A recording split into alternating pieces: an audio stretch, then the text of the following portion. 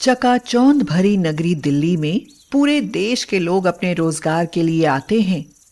ऐसे ही रोजगार की तलाश में मनोहर अपने परिवार के सहित आया था। उसके परिवार में उसकी पत्नी रीता, बेटा शिवम और बेटी सुनीता थी। वह मिट्टी के सुंदर सुंदर बर्तन बनाता था और जब दीपावली आती तो मिट्टी के दिए बनाता। उसकी खूब बिक्री होती थी। पूरा परिवार खुशहाल था कि अचानक एक दुर्घटना में मनोहर की मृत्यु हो गई। हे भगवान, ये क्या हो गया? अब हम क्या करेंगे? हमारा गुजारा कैसे चलेगा? हालांकि रीता के बेटे शिवम की उम्र अभी बहुत छोटी थी, लेकिन फिर भी उसने परिस्थितियों को समझा। वह अपनी मां को सांत्वना देते हुए बोला, मम्मी, तुम चिंता मत करो। पापा के काम को अब मैं संभाला करूंगा। हमें कोई परेशानी नहीं होगी। तो तुम क्या कर लोगे बेटा? तुम तो इतने छोटे हो, मुझे ही कुछ करना होगा। रीता कुछ घरों में झाड़ू पोछे का काम करने लगी। धीरे धीरे किसी न किसी तरह से काम चलने लगा, लेकिन रीता को एक दिन बुखार आया। उसकी दवा होने लगी, लेकिन उसे कोई फायदा नहीं हुआ।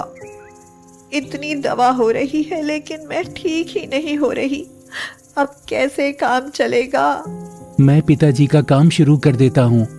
दिवाली आ गई है, मैं दिए बनाऊंगा। हमारा खूब काम चलेगा। लेकिन बेटा, तुम्हें कहाँ बनाना आता है? मैं सारा काम पिताजी से सीख चुका हूँ। मैं साथ में काम करवाता था ना, तभी मुझको भी आ गया। शिवम मिट्टी ले आया। बड़ी मेहनत से उसने उसे तैयार किया। उसने खूब मेहनत करके डिजाइनर दिए बनाए और उन्हें बाजार ले गया। शाम को वह घर पर आया तो बहुत निराश था। मम्मी, अब बाजार में इन दियों को कोई नहीं लेता है। इनकी जगह पर अच्छी अच्छी बिजली की झालरें और रंगीन बल्ब आने लगे हैं। सब वही खरीद कर ले आते हैं। हमारे इन दियों को कोई नहीं लेता है, इसलिए इनकी बिक्री नहीं होती है। शिवम की कॉलोनी से कुछ ही दूर सड़क के पार चंदन रहता था। चंदन एक बहुत ही जागरूक और होनहार स्टूडेंट था। वह आते जाते समय रोज ही शिवम को देखता था। आज भी कॉलेज जाते समय उसने शिवम को दियों की दुकान लगाते हुए देखा था, और जब लौटकर आया तब देखा कि शिवम उदास बैठा था। उसने शिवम से पूछा, क्या हुआ दोस्त, तुम इतने उदास क्यों हो? शिवम ने भरे गले से कहा, मेरे एक भी दिए नहीं बिके। सभी लोग बिजली की झालर लाकर लगाते हैं। मैंने सड़क पर अपने दियों की दुकान लगाई थी, तो वहां के दुकानदारों ने मुझे भगा दिया और कहा कि तुम मेरी दुकान के सामने से चले जाओ। तो मैं यहाँ आकर दूर बैठा हूँ, जो मेन रोड से दूर है, इसलिए यहाँ लोग आते ही नहीं। दूसरे लोगों के मन में एक बात और भी है कि वो अपने स्टैंडर्ड पर ध्यान देते हैं, इसलिए भी बड़ी दुकानों पर जाते हैं, मेरे पास नहीं आते। उन्हें गरीब के फुटपाथ पर लगी दुकान पर आने में शर्म आती है। यह कहकर शिवम की आंखों में आंसू भर आए, जिसे देखकर चंदन को उस पर बहुत दया आई। शिवम ने सारा सामान समेटा और अपने घर की ओर जाने लगा। चंदन बोला, चलो मैं भी तुम्हारे साथ चलता हूँ, शायद मैं तुम्हारी थोड़ी मदद कर सकूं। फिर वह शिवम के घर गया। शिवम की मां की हालत देखकर तो वह दंग रह गया। शिवम के पूरे घर में कुछ भी सामान दिखाई नहीं दे रहा था, बस उसकी बीमार मां लेटी हुई थी। आज सवेरे से शिवम के घर में कुछ खाने को नहीं बना था। वह तो सवेरे बिना कुछ खाए पिए अपने दिए बेचने गया था। शिवम की बहन सुनीता ने बताया, आज घर में कुछ खाने को नहीं है और मम्मी की तबीयत आज बहुत ज्यादा खराब है, लेकिन घर में एक भी पैसा नहीं जो इनकी दवा आती। इतना कहकर उस लड़की की आंखों से भी आंसू बहने लगे। चंदन ने उनकी जो हालत देखी, उससे वह और भी ज्यादा दुखी हो गया। यह सब देखकर चंदन ने अपनी जेब से कुछ रुपए निकालकर शिवम को देने चाहे तो शिवम बोला, नहीं, रहने दो, मैं ये रुपए नहीं ले सकता। ऐसे मुझे अच्छा नहीं लगता। इससे तो अच्छा होता मेरा ये सारा सामान बिक जाता। उसमें अगर तुम मेरी मदद कर सकते हो तो कर दो। उसकी स्वाभिमान भरी बात को सुनकर चंदन बहुत प्रभावित हुआ। वह बोला, ये तो अभी तुरंत के लिए है। तुम जाकर आंटी की दवा ले आओ और खाने पीने का प्रबंध करो, मैं तुम्हारी मदद करूंगा। चंदन ने उनके खाने पीने का इंतजाम किया, रीता को दवा दिलवाई।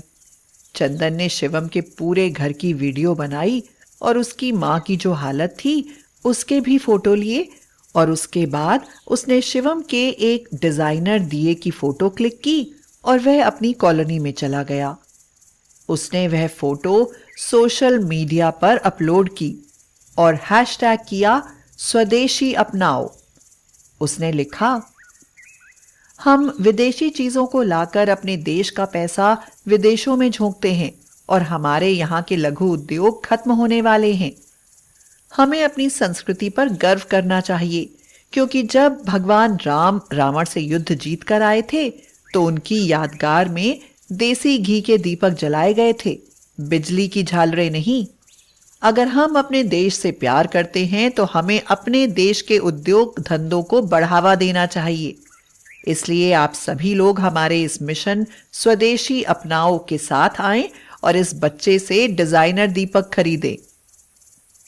इसके बाद उसने शिवम की दर्द भरी कहानी की वीडियो अपलोड कर दी और शिवम का पता लिख दिया। अगले दिन शिवम के लिए ढेर सारी सौगातें थीं।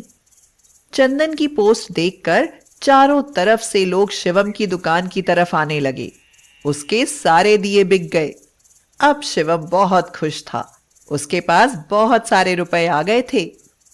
शिवम चंदन से बोला, ये तो कमाल हो गया चंदन भैया, तुमने तो जैसे जादू कर दिया है। मुझे तो यकीन भी नहीं था कि मेरा एक भी दिया बिकेगा, लेकिन यहाँ तो ये कम पड़ गए। तो चंदन ने कहा, कोई बात नहीं, अभी दिवाली के 2 दिन बचे हैं, इतने में हम बहुत से रुपए कमा सकते हैं।